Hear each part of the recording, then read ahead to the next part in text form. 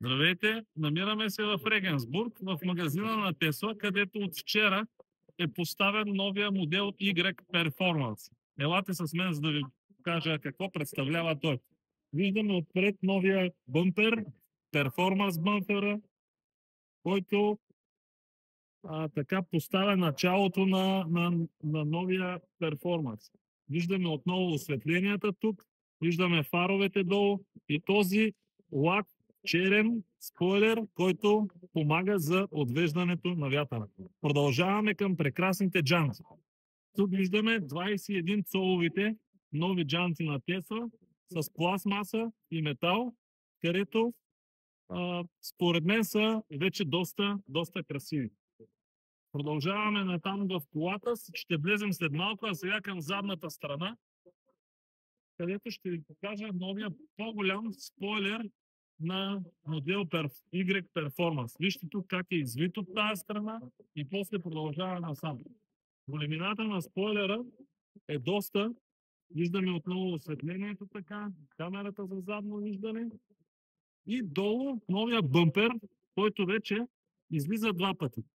Тази част отгоре и отдолу допълнителен черен лак, спортен за бъмпера. Отваряме багажника, за да покажем какво е състоянието вътре. Тук виждаме отново познатата кора, която стои и се сбила по този начин назад. Можем да я махнем, за да покажем всъщност свалянето на задните седалки. Вижте. Изключително бързо слиза седалката додолу. Можем да свалим и тази. Предната седалка се мести автоматично, за да даде възможност на задната да се свие до край, след което тя се връща обратно. Натискаме и получаваме едно от най-бързите прибирания на седалки обратно. Ще оставим това тук и го затваряме, след което ви показвам какво има на задните места. Елате с мен. Тук влизаме към задните места. Show the monitor. This is the monitor on backstage. Това е екрана на задните места. Виждаме, тук може да контролираме отново седалки, подгряването, което стои отзад, вентилатора, духането, посоките, по същия начин, както можем да го видим и отпред.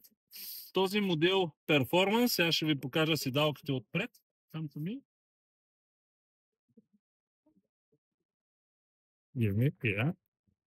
Това са седалките на Performance с Performance табелката, която стои на седалките. Тя е релефна, усеща се много добре при докосване, но няма никакви усещания, когато седим на седалката. Ето, седалката е вентилирана с охлаждане. Освен това е с подгрев, както знаете от предните. И това е ситуацията в колата. Можем да покажем и монитора и да покажем всъщност какво се случва тук. Ето го волана. Имаме ръчка за мигачите, разбира се. Имаме вътре монитора, който тук можем в динамик вече да видим какви са промените. Ето тук е избран спортния режим. Имаме батерията. Тук е автопилота в менюто. Всички други познати неща. Какво имаме допълнително? Имаме, ето можем да го видим, имаме възможност за сваляне на задните седалки чрез натискане тук. Ето в момента задната седалка тръгна да слиза. Един бърз достъп до отваряне и затваряне на задните седалки. Ето сега връщаме обратно седалка. Разбира се, ако има човек, който стои на седалката, това е недостъпно и изисква потвърждение за пускане, след което има и възможност за заключване. Разбира се, предните седалки с отдухване, както вече ви казах. Можем да ги видим ето тук в менюто. Имаме защитата от химическо оръжие. Имаме движението, автоматичното движение на потока на въздуха, който да духа от лявата страна до дясната страна и така да се движи постоянно.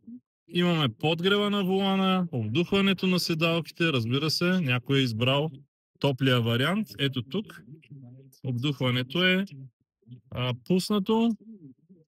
Тук по същия начин има и автоматичен режим, който според външната температура преценява какво трябва да духа вътре. Виждате колко тънка е рамката. Само секунда, за да можем да фокусираме. Колко тънка е рамката на монитора. Изключително тънка е рамка. Това дава възможност всъщност монитора да изглежда по-голям. А чувствителността и контраста, който преди малко увеличих, за да можем да видим максималния контраст на колата и колко всъщност бързо реагира монитора, всичко е перфектно. Имаме обаче същата жабка, магнитна, която се затваря по този начин с значителен шум. Ето вижте, опитвам се да я бутна до край почти, да не я засилвам, но въпреки това се чува по този начин. Това е новия модел Y Performance, отново с мястото за вещи, доста по-голямо вече тук надолу. Спокойно можем да видим, че е по-дълбоко от досегашния модел Y. Тук имаме запалка, която е вътре, но според мен са изчезнали USB-тата. Няма ги в колата. Тук имаме също жабка с място за вещи, така както беше и в предните модели. Усещаме едно нещо, което видяхме на място и никой до сега не го е споменавал в видеята. Усещаме, че при затварянето на вратата всъщност толкова плътно пасва прозореца горе във вратата. Сега ще ви покажа в видеото, че дори премества вратата надолу. Ето сега ще затворим и тази. Затваряме и тази и ето тук ще видим как в момента на затварянето на прозореца всъщност ние получаваме едно избутване на вратата надолу. Поне при задната врата се вижда добре, защото ето така. Отново ще опитам да го покажа. В момента, в който прозореца се дигне нагоре и вратата слиза надолу. Много добро затваряне, прекрасно затваряне. От съвсем малко разстояние можем да затворим вратата. Ето така. Без засилка и без необходимост от някакви други действия. Ами, приятели, това е новия модел Y Performance с много по-голям пробег заради новата батерия, с която е снабден и възможност за много по-голям пробег и много сила при вървенето. Благодаря ви, че гледахте.